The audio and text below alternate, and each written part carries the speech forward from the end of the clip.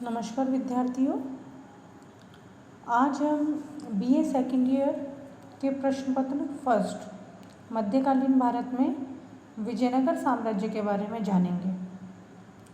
तो विद्यार्थियों, सबसे पहले हम विजयनगर साम्राज्य की स्थापना और उसके मानचित्र में उसके स्थान को देखते हैं। देखिए विद्यार्थियों, विजयनगर की स्थिति मानचित्र में दक्षिण के अंतर्गत स्थित है, जो कि स्वयं को मालाबार तट के पास में है और उससे ऊपर का जो क्षेत्र है वह बहमनी साम्राज्य का है। ये वाला जो क्षेत्र है ये विजयनगर का है और उसके पश्चात वो यहाँ बहमनी साम्राज्य है, उसके ऊपर खानदेश और गुजरात।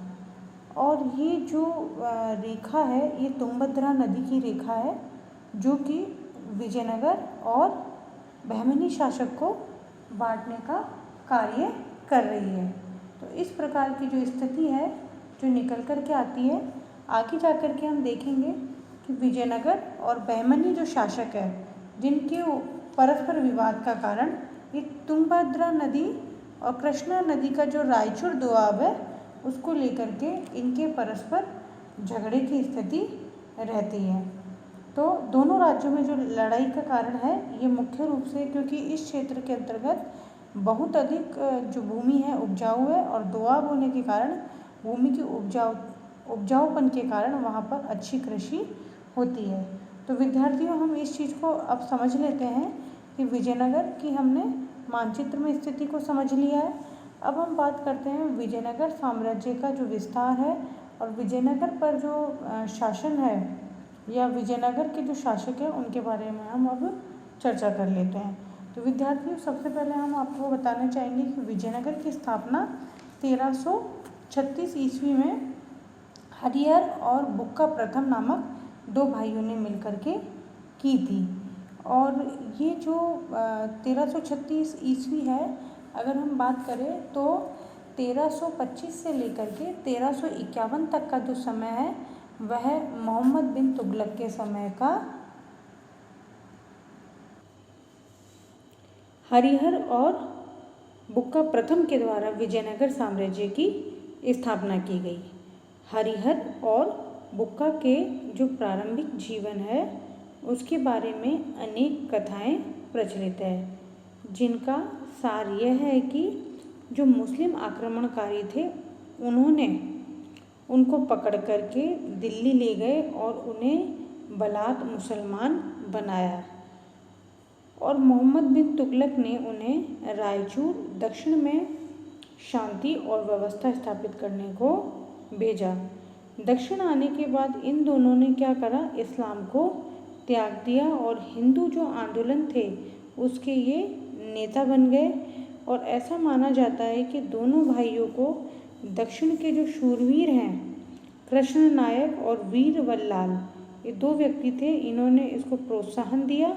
और एक प्रसिद्ध विद्वान थे संत माधव विद्यारण्य, इन दोनों ने इसको फिर से जो माधव विद्यारण्य हैं उन्होंने फिर से जो है इनको शिक्षा दीक्षा दी और वापस से इनको अपने धर्म में प्रवेश करने की प्रक्रिया पूरी करी। तो इस प्रकार हरिहर और बुक्का है उन्होंने फिर से यहाँ पर इस क्षेत्र में आए और जो प्रेरणा मिली थी माधव विद्यारण्य से, उसके पश्चात उन्होंने वहाँ पर कार्य करना शुरू कर दिया। इसके बाद उन्होंने विद्यानगर नामक एक नया नगर भी बसाया था और यही विद्यानगर नामक है जो नगर है वही आगे चल कर के विजयनगर के नाम से प्रसिद्ध हुआ। इसी के पीछे राज्य का नाम भी विजयनगर पड़ा और इस राज्य की राजधानी भी यही थी। दूसरा ये था कि इनके पिता का नाम, इन दोनों भाइयों के पिता का नाम संगम था, इसलिए इसके वंश का नाम भी संगम जाने लगा। तो जो माधव विद्यारण्य है उन्होंने इसकी विजयनगर की जो स्थापना है उसका मुख्य उद्देश्य था कि दक्षिण भारत में जो तीव्रता से जो मुस्लिम संस्कृति फैल रही थी उसको रोकना। इन दोनों भाइयों ने मिलकर के इस क्षेत्र के अंतर्गत जो मुस्लिम साम्राज्य जो अधिक से अधिक बढ़ रहा था उसको फैलने में बड़ा योगदान दिया। अब हम बात करते हैं विजयनगर के साम्राज्यों की। विजयनगर में जो है 4 साम्राज्य हुए, जिसमें क्रमशः हैं ये संगम वंश, सुलू वंश, तुलु वंश और अरविंद वंश। अब इन वंशों के बारे में हम पृथक रूप से पढ़ लेते हैं। तो इसके अंतर्गत हम सबसे पहले पढ़ेंगे संगम वंश। तो संगम वंश के अंतर्गत हम सबसे पहले पढ़ेंगे हरिहर प्रथम के बारे में। और हरिहर प्रथम का कार्यकाल है 1336 से, यानी कि स्थापना से 1353 तक का। यह संगम वंश का क्या था, प्रथम शासक था। और इसने अपनी जो राजधानी है वो अनेगुंडी को बनाया। और 1344 में तुंगभद्रा नदी के दक्षिण किनारे पर इसने विजयनगर की स्थापना करी और अनेगुंडी को अपनी राजधानी बनाया। तो इस प्रकार हरिहर प्रथम ने अपना जो इस प्रकार हरिहर प्रथम ने विजयनगर की स्थापना करी। विद्यार्थियों, यहाँ एक बात बताना बहुत ज़रूरी है कि जो हरिहर प्रथम है और इसका भाई बुक्का प्रथम, इन दोनों भाइयों ने कभी भी सम्राट की उपाधि धारण नहीं करी। दोनों भाइयों ने जो है कभी भी अपने आप को सम्राट नहीं कहा है। दोनों भाइयों ने धैर्य तथा संयम से जो नव स्थापित राज्य की सीमा का उन्होंने विस्तार किया। हालांकि उनके लिए परिस्थितियां अनुकूल थी, लेकिन फिर भी उन्होंने विजयनगर के अंतर्गत जो मुस्लिम दक्षिण भारत के अंतर्गत जो फैल रही मुस्लिम संस्कृति है उसको रोकने का प्रयास करा। अब हम बात करते हैं बुक्का प्रथम की। बुक्का प्रथम का कार्यकाल है 1353 से लेकर के 1379 ईस्वी तक का।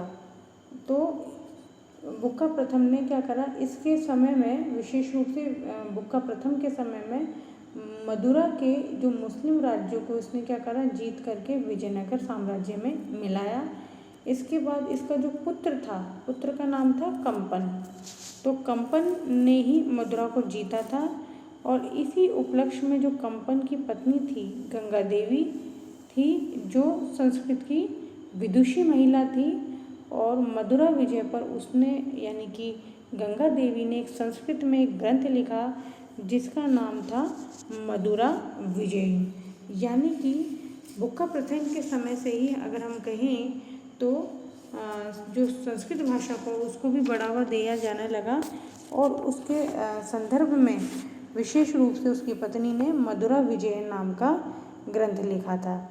इसके पश्चात उसने बुक्का के शासनकाल में एक प्रमुख घटना हुई थी। उसने 1374 में ईस्वी में स्वयं के राज्य से चीन को एक शिष्टमंडल भेजा था। और 1379 ईस्वी में बुक्का प्रथम की मृत्यु हो गई। इसके पश्चात है हरिहर द्वितीय। हरिहर द्वितीय है वह बुक्का के बाद जो है विजयनगर है उसका शासक बना। और यह उसका क्या था, बुक्का का जो पुत्र था उसका उत्तराधिकारी था। उसने महाराजाधिराज और राज परमेश्वर की उपाधि धारण की। देखिए, पहला शासक था, कॉम्पिटिटिव एग्जाम में पूछा जा चुका है और कॉम्पिटिटिव एग्जाम में पूछा जा सकता है आगे भी कि हरिहर प्रथम और बुक्का प्रथम ने किसी प्रकार की राजा की या सम्राट की उपाधि धारण नहीं करी, लेकिन हरिहर द्वितीय पहला शासक था विजयनगर का जिसने राजा की उपाधि धारण करी। वह एक महान योद्धा था, महान विजेता था।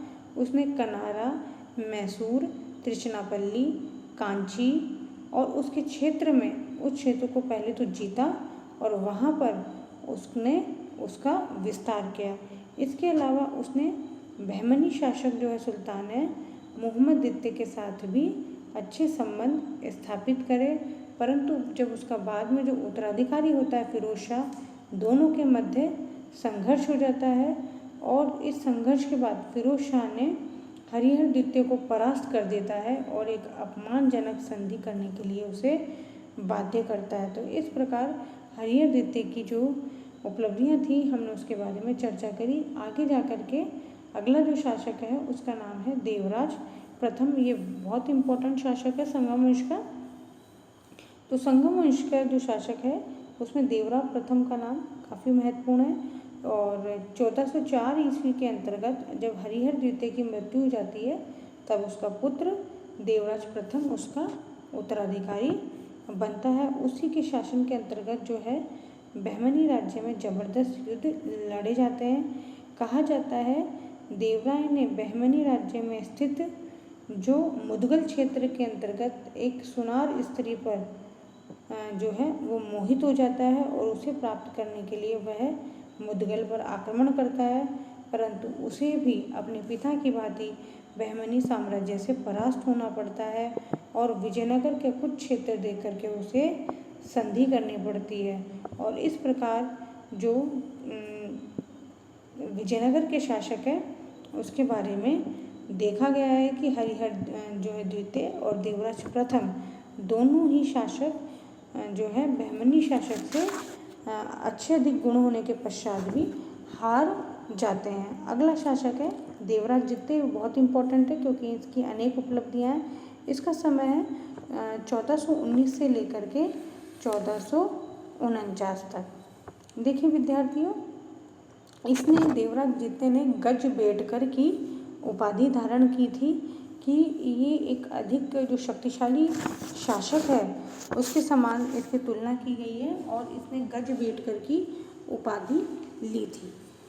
इसके समय में विजयनगर की सेना जो है उसमें पहली बार मुस्लिम सैनिकों की भर्ती की गई।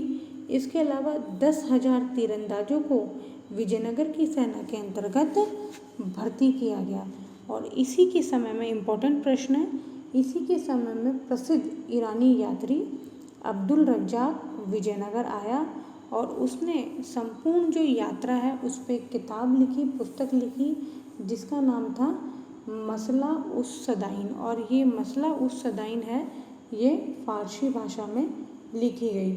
अब्दुल रज्जाक ने विजयनगर साम्राज्य में जो प्रचलित जो मुद्रा प्रणाली है उसके बारे में भी उसने अपनी जो पुस्तक है उसमें विस्तार से लिखा है। विजयनगर राज्य में उसने बताया है कि 3 जो है धातुएं हैं वो प्रचलित थी और मुद्राओं के अंतर्गत स्वर्ण, चांदी, तांबा, ये 3 जो धातुएं हैं यानी सोना, चांदी और तांबा, इन तीनों की जो है तीनों धातुओं से मिला करके उसमें उन्होंने जो है एक मुद्राएं प्रचलित कर रखी थी और वो मुद्राएं थी वराह, फर्तब, फणम। ये 3 मुद्राएं चला करती थी और अब्दुल रज्जाक ने इन मुद्रा प्रणाली के अतिरिक्त जो है महानवमी के अंतर्गत विजयनगर में जो नवमी है उसको एक प्रमुख त्यौहार मनाया जाता था, उसके बारे में भी उसने चर्चा करी। अब्दुल रज्जाक ने उसके बारे में बताया। इसके अलावा इसने इतनी अधिक भर्ती करने के पश्चात भी 1443 में बहमनी के सुल्तान अहमद शाह पर इसने भी आक्रमण किया और वह भी जो अपने पूर्वज है उनके भांति क्या हो गया, परास्त हो गया। और इस परास्त के पश्चात जो है उससे भी एक मतलब अपमानजनक संधि करनी पड़ी। देवराज द्वितीय के राज्य में भौतिक उन्नति के बहुत प्रयास हुए। उसने सामुद्रिक व्यापार का निरीक्षण करने के लिए एक विशेष अधिकारी की नियुक्ति की। वह बहुत अधिक विद्या का अनुरागी था और उसने विभिन्न विद्वानों तथा साहित्यकारों को आश्रय भी दे रखा था। अब हम बात करते हैं इसके पश्चात संगम वंश के पतन के बारे में। तो संगम वंश के पतन के बाद हम बात करें तो देवराज द्वितीय के पश्चात उसके जो उत्तराधिकारी थे वो क्या थे, निर्बल थे, अयोग्य थे। ऐसी स्थिति में अन्य जो लोग हैं उनको उसका फ़ायदा उठाना पड़ा और एक नया वंश है जो है सुलू वंश, जो है उसके जो शासक है उसने उसका फ़ायदा उठाया और जो संगम वंश का अंतिम शासक था वो था विरूपाक्ष और उसके समय में जो उसका सामंत था नरसिंह सुलू और वो सुलू ने विरूपाक्ष को हटा करके 1386 में सम्राट बन जाता है। तो विद्यार्थियों हमने संगम वंश के बारे में चर्चा कर ली है।